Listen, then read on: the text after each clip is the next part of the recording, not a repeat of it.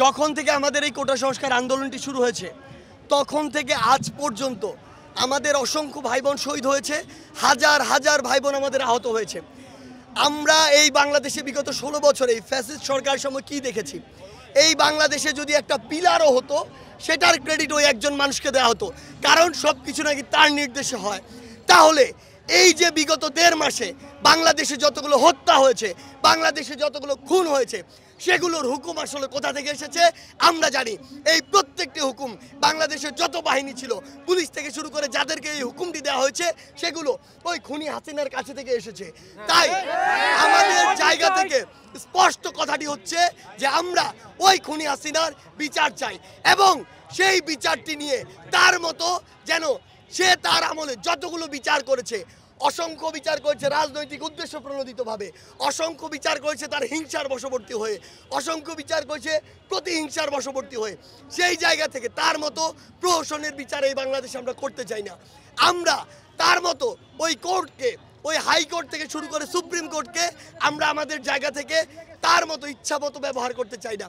আমাদের জায়গাটি হচ্ছে আমরা এমন একটি আন্তর্জাতিক মানের বিচার নিশ্চিত করব যেটি পুরো বাংলাদেশের মানুষ নয়, পুরো পৃথিবীর মানুষ যেটি নিয়ে আর প্রশ্ন না করতে পারে। সেই জায়গা থেকে আমাদের দাবিটি হচ্ছে আন্তর্জাতিক অপরাধ ট্রাইব্যুনালের কাছে। আমরা তাদের কাছে কেন করছি?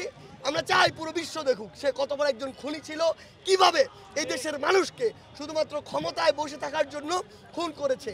সেই জায়গা থেকে আমরা একটি বিশ্বব্যাপী একটি গ্রহণযোগ্য বিচার নিশ্চিত করার জন্য আন্তর্জাতিক মাধ্যমে বিচারটি করতে চাই। এখন 1971 সাল নয়, 1990 সাল নয়, 2024 সালে দাঁড়িয়ে কে কি বলছে, কে কি করছে, কার উদ্দেশ্য কি, বাংলাদেশের প্রত্যন্ত অঞ্চলের একটি মানুষও সেটি জানে। সে যে ক্ষমতায় থাকার জন্য আরো 10-20-50 হাজার মানুষের লাশ ফেলার জন্য প্রস্তুত ছিল, সেটি বাংলাদেশের প্রত্যেকটি মানুষ জানে। সে এতটাই ক্ষমতা পিপাসু হয়ে গিয়েছিল যে আর্মি, নেভি, এয়ারফোর্সকে পর্যন্ত হুমকি দিয়েছিল যেন যে কোনো উপায়ে তাকে ক্ষমতায় টিকিয়ে রাখা হয়। এর জন্য বাংলাদেশের মানুষের ওই গণঅভ্যুত্থানে গুলি চালানোর জন্য সে প্রস্তুত ছিল। যেই ফ্যাসিস্ট সরকার 16 বছর ধরে এই দেশের মানুষকে শাসন ও শোষণ করেছে, তাদের বিরুদ্ধে এই দেশের ছাত্র জনতা ঐক্যবদ্ধভাবে কিন্তু এই বিপ্লবটি ঘটেছে, এই গণঅভ্যুত্থানটি ঘটেছে। সেই জায়গায় কেউ যদি আবার প্রতি বিপ্লবের কথা ভুলেও মুখে নেয়, তার মানে সেই বাংলাদেশের পুরো ছাত্র জনতার বিপক্ষে একটি ঘোষণা দিচ্ছে।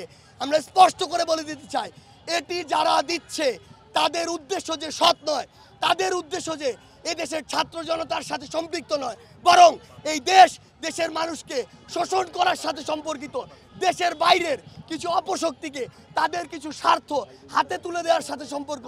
এই দেশটি বিভিন্ন কারণে তাদের হাতে আংশিক বা সম্পূর্ণভাবে বিক্রি করে দেওয়া যে তাদের স্বার্থ, সেটি আমরা বুঝে যাই। আমরা স্পষ্ট করে বলি, কেউ যদি পুনরায় আবার এই সাহসটুকু করে যে এই বাংলাদেশে আবার ছাত্র জনতার এই বিপ্লবের বিরুদ্ধে প্রতি বিপ্লব করার চেষ্টা পর্যন্ত আমরা দেখি, আমরা বলে দিচ্ছি 5ই আগস্ট দেখেছেন, এরপরে যা দেখবেন তা দেখার জন্য ছাত্র জনতার পক্ষ থেকে যা হবে তা দেখার জন্য আপনাদের অস্তিত্ব থাকবে না। যদি নিজের অস্তিত্ব টিকিয়ে রাখতে চান তাহলে ভুলেও ছাত্র জনতার বিপক্ষে গিয়ে একটি কথা বলারও স্পর্ধা দেখাবেন না।